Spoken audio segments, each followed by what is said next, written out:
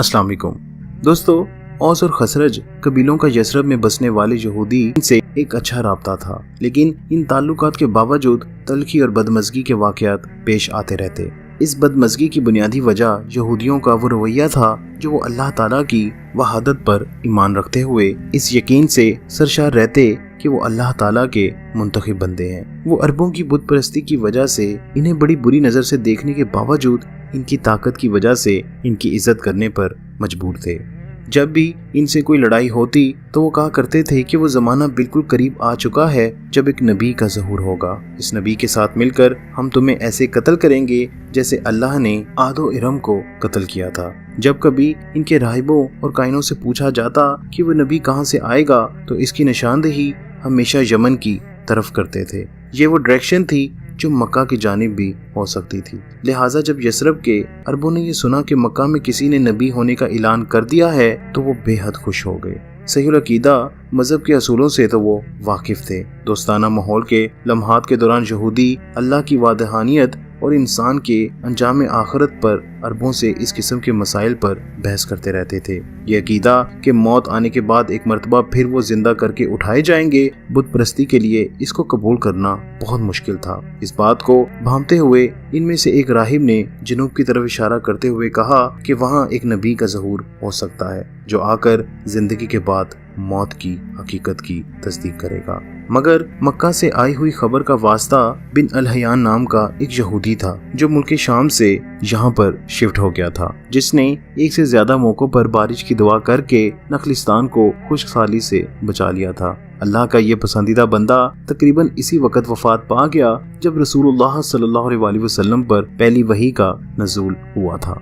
जब इस पर नज़ा का वक्त तारी था तो जैसा कि बाद में औस और खसरज को बताया गया कि इसने इन लोगों से जो इसके करीब थे कहा कि ऐ यहूदियों जरा बताओ तो कि वो क्या बात है जिसने मुझे इस सरजमीन को जहाँ रोटी और शराब की भरमार थी छोड़कर एक सख्त इलाके में आके रहने पर मजबूर किया। वो बोले ये बात तो तुम बेहतर जानते हो। इसने जवाब में कहा मैं इस मुल्क में ये उम्मीद लेकर आया हूँ कि अल्लाह का रसूल आने वाला है, इसके जाहिर होने का वक्त करीब आ गया है। मैं इस मुल्क में ये उम्मीद लेकर आया हूँ, इस मुल्क में वो हिजरत करके आएगा। मुझे बड़ी उम्मीद थी कि इसकी बहसत इस वक्त पर होगी और मैं इसकी पैरवी कर सकूंगा। इसके ज़हूर की घड़ी बस करीब आन पहुंची है। बाज़ नो उमर यहूदियों ने इन कलमात को याद कर लिया और वक्त आने पर रसूलुल्लाह सल्लल्लाहु अलैहि वसल्लम की नबूवत को तस्लीम कर लिया। लेकिन अमूमी तौर पर कहा जा सकता है कि अरबों के लिए रसूलुल्लाह सल्लल्लाहु अलैहि वसल्लम की ज़ात तो मकबूल और हर दिल अजीज थी, लेकिन इनका पैगाम काबिल कबूल नहीं था। जबकि यहूदियों को इनके पैगाम से तो इत्तिफाक था, लेकिन इनकी ज़ात काबिल कबूल नहीं थी। इनके ख्याल में अल्लाह एक रसूल को एक गैर मकबूल कौम में कैसे भेज सकता है, बावजूद इसके कि जब हज्जाज रसूलुल्लाह सल्लल्लाहु अलैहि वसल्लम की खबर यसरब लाए तो यहूदियों ने ज़ाती सोच के बावजूद इस खबर में बड़ी दिलचस्पी का इजहार किया। वो बार बार तफसील से इनकी बातें मालूम करना चाहते थे। जब नखलिस्तान के लोगों को इनकी लगन का अंदाज़ा हो गया और इन्होंने देखा कि रसूलुल्लाह सल्लल्लाहु अलैहि वसल्लम के पैगामे वदानियत की नोयत ने यहूदी राहिबों की तवज्जो को 10 गुना बढ़ा दिया है, तो नबी की आमद की खबर ये सब लाने वालों की तरह वो भी इससे मुतासिर हुए बगैर न रह सके। इस तनाजुर से बुलंद होकर कबीला खसरज को इस सिलसिला रिश्तेदारी से पूरी आगाही थी जो इन्हें इस खास फर्द से थी जिसने नबूवत का दावा किया था, जिसने अपने बचपन में अपनी माँ के साथ यसरब को शर्फ़े क़याम बख्शा था। इसके बाद कई मरतबा मक्का शाम सफ़र करते हुए वो यहाँ क़याम पजीर हुए थे। जहाँ तक कबीला औस का ताल्लुक था, इनके एक सरदार अबू कैस ने मक्का की खातून से शादी की थी जो वरका और सैयदा खतीजा रज़ी ताला अन्हा की फूफी थी। अबू कैस अक्सर अपने ससुराल में क़याम किया करते थे। इन्हें रसूलुल्लाह सल्लल्लाहु अलैहि वसल्लम के बारे में वरका के तासुरात का बहुत एहतराम था। ये तमाम अनासिर साथ इन इतलात के जो हज्जाज से मिलती थी वो मक्का आने वाले मुलाकातों से हासिल होती थी। इन सब के ज़ेरे असर नखलिस्तान के रहने वाले ये समझ तो चुके थे, लेकिन वक्ती तौर पर इनकी तवज्जो अपने अहम अंदरूनी मसाइल की जानिब मरकूज थी। औस और खसरज कबाइल के दरमियान जिस लड़ाई का अंजाम खून रेज़ी पर हुआ था वो बढ़ते बढ़ते दोनों कबीलों से ताल्लुक रखने वाले दिगर खानदानों तक जा पहुंची थी। हत्ता के यहूदी भी इस लड़ाई में इन्वॉल्व हो चुके थे। 3 जंगें तो पहले ही लड़ी जा चुकी थी, लेकिन ये जंगें किसी नतीजे पर नहीं पहुंची थी। लोगों के जज्बात को मजीद بھڑکا چکی تھی۔